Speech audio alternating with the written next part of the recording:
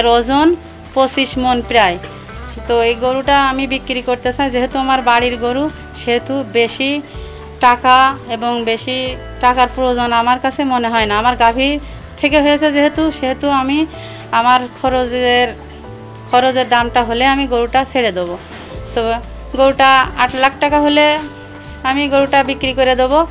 গরুটা খুবই যত্ন সহকারে মানুষ করেছি, ওকে দেশীয় খাবার খাইয়েছি, যেমন ছোলার ভুসি, গমের ভুসি, ভুট্টা, এগুলো মাড়াই করে ওকে খাওয়াইছি। কাঁচা ঘাস, আমার বাড়ির কাঁচা ঘাস, নিজের জমির কাঁচা ঘাস, খড়, এগুলো ওকে দিয়েছি।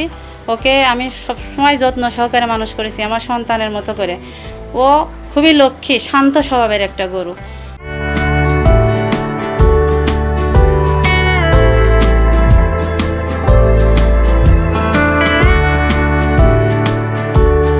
ওটা শিকারপুর, এই গরুটা বিশাল একটা বড় গরু।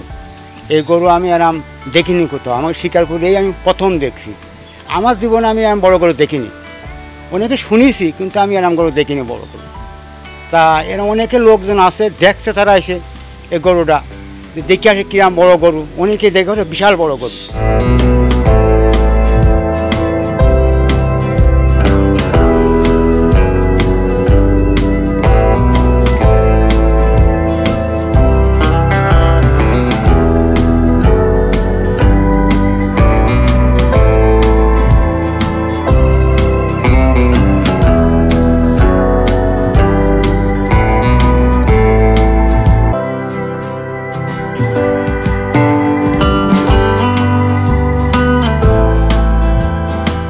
গরুটার নাম হচ্ছে লক্ষ্মী। গরুটার বয়স 3 বছর 3 মাস। আর গরুটাকে অনেক ভালোভাবে আমার আম্মু লালন পালন করছে। আমাদের যেভাবে লালন পালন করছে, গরুটাকেও সেভাবে লালন পালন করছে।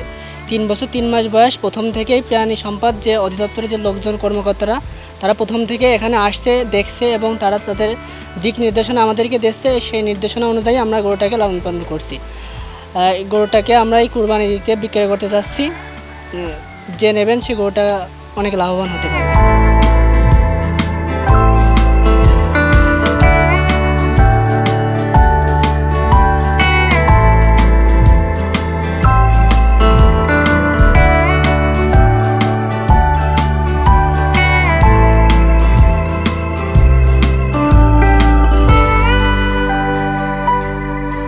গরুটার আমরা 3 বছর 3 মাস ধরে পুষছি। গরুটার নাম রেখেছি আমরা লক্ষ্মী। তবে আমাদের গরুটা খুব স্বাস্থ্য সুন্দরভাবে, কোনো মারামারি করে না, কোনো সুন্দরভাবে খাদ্য খাবার দিয়েছি আমরা দেশীয় পদ্ধতিতে, কোনো আজে বাজে খাবার খাওয়াইনি। তবে আমরা 3 বছর 3 মাস ধরে পুষছি। আমরা এই কুরবানিতে ছেড়ে দেবো। যদি আপনাদের এই গরুটা দেখে পছন্দ হয়, তাহলে আপনারা এসে নিয়ে যাবেন। আমাদের গরুর হলো প্রায় 25 মণ ওজন। আমরা বেশি টাকা চাচ্ছি না, আমরা 8 লক্ষ টাকা হলেই বিক্রি করে দেব।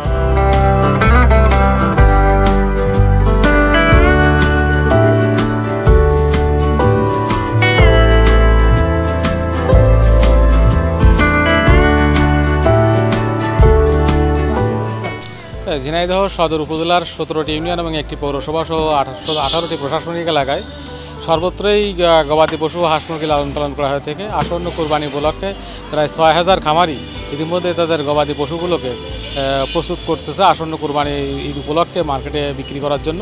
এর মধ্যে পার্শ্ববর্তী পৌরসভার মধ্যে শিকারপুর গ্রামের রত্না পারভিনের গরুটি সবচেয়ে বড় আকারের গরু, একটি ফ্রিজিয়ান জাতের গরু।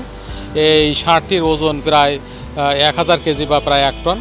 তিনি সম্পূর্ণ দেশীয় পদ্ধতিতে লালন পালন করেছেন। সাধারণভাবেই কাঁচা ঘাস, উন্নত জাতের নেপিয়ার পাকসং ঘাস এবং সাধারণ গমের ভুসি, খৈল, কুড়া এগুলো তিনি প্রতিদিন দিয়েছেন।